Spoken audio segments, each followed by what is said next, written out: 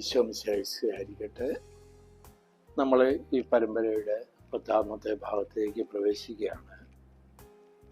ദൈവമനുഷ്യൻ്റെ സ്നേഹഗീതയുടെ ആമുഖമായി തുടക്കമായി കർത്താവ് വാഴ്ത്തോർത്തായിട്ട് പറയുന്നത്, നീ ഒരു പുതിയ ബുക്ക് എടുക്കുക, എന്നിട്ട് അതിലെ പരിശുദ്ധിയെക്കുറിച്ച്, പരിശുദ്ധിയുടെ വില എത്ര മഹനീയമാണ്, അതിനെക്കുറിച്ച് പറയാനാണ് ഈശോ ആഗ്രഹിക്കുന്നത്. ഈശോ അവിടെ പറയുന്നുണ്ട്, പരിശുദ്ധിയുടെ പര്യായം, പരിശുദ്ധിയുടെ ആൾരൂപമായ മേരിയെക്കുറിച്ച് തന്നെയാണ് പരിശുദ്ധിയെക്കുറിച്ച് പറയുമ്പോൾ പ്രതിപാദിക്കുന്നത്. ഒരു സൃഷ്ടിക്കും ഉൾക്കൊള്ളുവാൻ പറ്റാത്ത അപരിമേയമായ ആ പരിശുദ്ധിയെ ഉൾക്കൊള്ളുവാൻ ഒരു കന്യകയുടെ ഉദരം ശക്തമാകുകയാണ്. അതാണ് പരിശുദ്ധിയുടെ വില. ഒരു സൃഷ്ടിക്ക് ഉൾക്കൊള്ളുവാൻ പറ്റുന്ന പരമമായ പരിശുദ്ധി മേരിയിലുണ്ടായിരുന്നു. പരിശുദ്ധ ത്രിത്വം ആ പരിശുദ്ധിയിലേക്ക് ഇറങ്ങി വന്ന് തന്നെ ചെറുതാക്കിക്കൊണ്ടല്ല, തന്നെ കൂടുതൽ ശക്തിപ്പെടുത്തുന്ന ഒരു സ്ഥലം കണ്ടെത്തിക്കൊണ്ടാണ്. അത് മാനവരാശിയുടെ രക്ഷയ്ക്ക് വേണ്ടിയും പരിശുദ്ധിയുടെ വളർച്ചയ്ക്ക് വേണ്ടിയും മാത്രമായിരുന്നു. അങ്ങനെ പരിശുദ്ധിയെക്കുറിച്ച് പറഞ്ഞാണ് ഈ ബുക്ക് തുടങ്ങുന്നത് തന്നെ.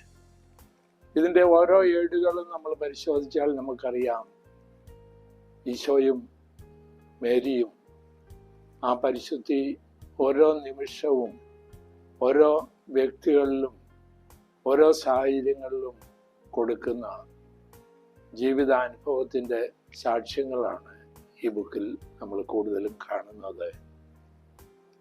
പരിശുദ്ധ പിതാവ്, നമ്മൾ കാണുന്ന ത്രിത്വത്തിൻ്റെ ഒന്നാമത്തെ ആളായ പിതാവ് നമ്മൾ കാണുന്നത് ഇങ്ങനെയാണ്. ആ സൃഷ്ടികർമ്മത്തിൻ്റെ 6ാമത്തെ ദിവസം തൻ്റെ ഛായയിൽ സൃഷ്ടിച്ച ഒരു വ്യക്തിയെ മേരിയിൽ കണ്ടെത്തുകയാണ്. വളരെ സന്തോഷത്തോടെ തൻ്റെ പുത്രനെ അയക്കുവാനുള്ള ഒരു പാർപ്പിടം രക്ഷയ്ക്ക് വേണ്ടി. ഇവിടെ നമ്മൾ കാണുന്നത് ലേവ്യരുടെ പുസ്തകത്തിൽ, നിങ്ങൾ പരിശുദ്ധരായിരിക്കുവിൻ, എന്തെന്നാൽ ദൈവവും കർത്താവുമായ ഞാൻ പരിശുദ്ധനാവുന്നു. അന്നത്തെ കാലഘട്ടത്തിൽ ഒരു പക്ഷേ ബാഹ്യമായിട്ടുള്ള ബലികളും അനുഷ്ഠാനങ്ങളിലും അറിയാതെയോ അറിഞ്ഞോ ജനം പോയിട്ടുണ്ടാവാം. അതിൻ്റെ പരിഹാരം പോലെയാണ് ബലി ആത്മാക്കളായ ഈശോയും മേരിയും ഈ ലോകത്തിലേക്ക് വരുന്നത്. വളരെ ശക്തമായ ഒരു പ്രതിപാദനം. ദൈവത്തിന് രക്ഷകൻ ഈ ലോകത്തിലേക്ക് വന്ന് രക്ഷയിലേക്ക് നയിക്കുന്ന അത്രമാത്രം പ്രാധാന്യം ഈ വലിയ പരിശുദ്ധിയുടെ അനുഭവത്തിന് ദൈവം കൊടുക്കുന്നു.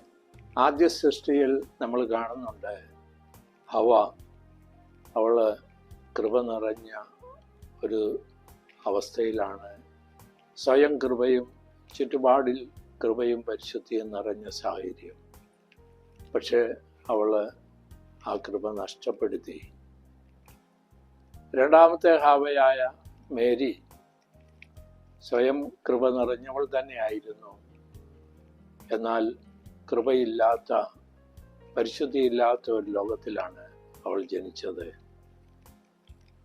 അവൾ ആ സാഹചര്യങ്ങളൊന്നും അവളിലേക്ക് യാതൊരു പ്രതിഫലനം ഉണ്ടാക്കാതെ അവൾ കാത്തു സൂക്ഷിച്ചു. അതായിരുന്നു അവളുടെ വിജയരഹസ്യവും. എന്നാൽ നമ്മൾ പാപികളായി തന്നെ ജനിച്ചു, പാപ സാഹചര്യങ്ങളിലുണ്ട്. അപ്പോൾ നമ്മുടെ വെല്ലുവിളി അതിലും വലുതാണ്. ആ വെല്ലുവിളിയെ അതിജീവിച്ച് കഴിയുമ്പോൾ നമുക്ക് കിട്ടുന്ന സമ്മാനവും വളരെ വലുതായിരിക്കും. ആ അനുഭവം നമ്മൾ പരിശുദ്ധമായ ആ ജീവിത രീതിയിൽ കൂടി, സമർപ്പണത്തിൽ കൂടി നമുക്ക് ആർജിക്കാവുന്നതാണ്. അത് ഈശോയുടെ കൂടെ നടക്കുമ്പോൾ നമ്മൾക്ക് കൂടുതൽ വെളിപ്പെട്ട് കിട്ടുന്നു. പുത്രനിൽ കൂടി ഈ പരിശുദ്ധി കൂടുതൽ വളരുന്നുണ്ട്. മേരിയുടെ ഉദരത്തിലായിരിക്കുമ്പോൾ ദൈവമായ പുത്രൻ തന്നെ അവളിലേക്ക് ജ്ഞാനവും സത്യവും കൂടുതൽ കൂടുതൽ അവൾ അറിയാതെ പോലും പ്രവഹിക്കുകയാണ്. അങ്ങനെ അവള് ഒരുപക്ഷെ സഹരക്ഷക എന്ന് പറയത്തക്ക ഒരു പദവിയിലേക്ക് അവൾ തന്നെ ഉയരപ്പെടുകയാണ്.